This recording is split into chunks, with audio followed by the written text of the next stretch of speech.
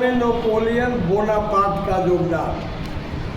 Napoleon Bonaparte ने 1799 ईस्वी में डायरेक्टरी का शासन समाप्त कर प्रथम कौंसल के रूप में फ्रांस में सत्ता पर अधिकार कर लिया। 1804 में वह फ्रांस का सम्राट बन गया। सम्राट कहते हैं राजा को। हाँ, सम्राट चौधरी तो सम्राट ही राजा के ही साथी के रूप में लगाया है। प्रथम कांसल बनने के पूर्व ही उसने ऑस्ट्रिया को पराजित कर इटली के एक बड़े भाग पर अधिकार कर लिया था। सम्राट के रूप में उसने ब्रिटेन के अतिरिक्त यूरोप के बड़े भाग पर अपना आधिपत्य स्थापित कर लिया। इसके साथ ही क्रांति का संदेश नेपोलियन के प्रभाव वाले यूरोपीय क्षेत्रों में पड़ा।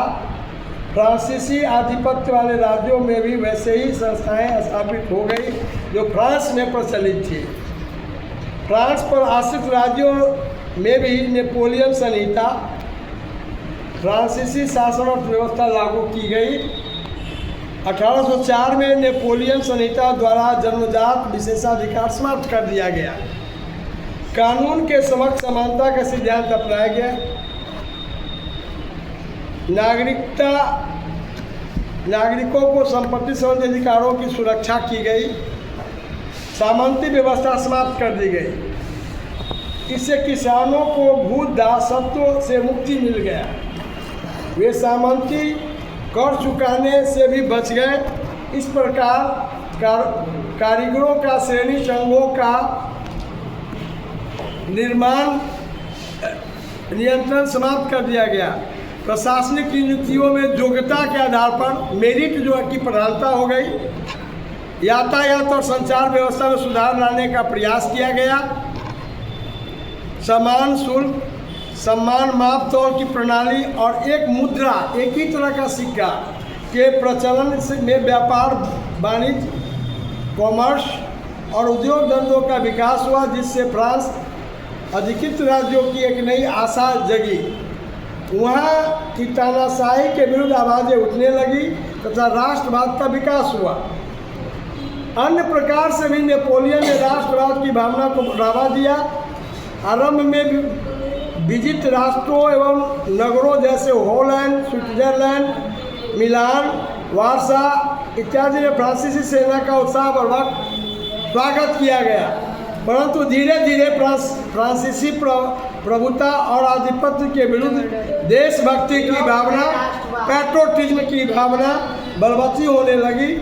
यह भावना अत्यंत शक्तिशाली रूप से सभी यूरोपीय देशों में पनपी तथा देशवासियों की प्रति एकता की भावना में परिलक्षित हुई। जर्मनी और इटली में राष्ट्रवाद की भावना सबसे अधिक प्रबल थी। दोनों देशों में फ्रांसीसी आधिपत्य के विरुद्ध असंतोष की भावना बढ़ने लगी। नेपोलियन ने इटली में ट्रांसपेडेन गणराज्य एवं सिसलपाइन गणराज्य तथा जर्मनी में राइन राज्य संघ की स्थापना कर इटली एवं जर्मनी के भावी एकीकरण की पृष्ठभूमि तैयार कर दी। इसी प्रकार उसने वारसा की ग्रैंड डची बनाकर पोलैंड में भी राष्ट्रवादी भावना जागृत की। 18वीं शताब्दी में राष्ट्रवाद का निर्माण अभी जो है 21वीं शताब्दी चल रही है और हम अभी इतिहास 18वीं शताब्दी में यूरोप में राष्ट्रवाद के निर्माण बताने जा रहे हैं। 18वीं शताब्दी के मध्य में यूरोप में एकीकृत राष्ट्र नहीं थे। वे विभिन्न छोटे छोटे स्वायत्त और अर्धस्वायत्त राजनीतिक इकाइयों में बटे हुए थे, जैसे राजशाही, डच्ची, कैंटन इत्यादि। पूर्वी और मध्य यूरोप निरंकुश राजशाही के नियंत्रण में था। इन राजतंत्रों में विभिन्न भाषा भाषी और प्रजातीय लोग निवास करते थे। इनकी संस्कृति और भाषा एक नहीं थी। Their language is not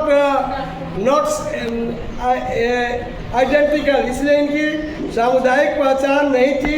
Austria Hungary Habsburg साम्राज्य के अंतर्गत था।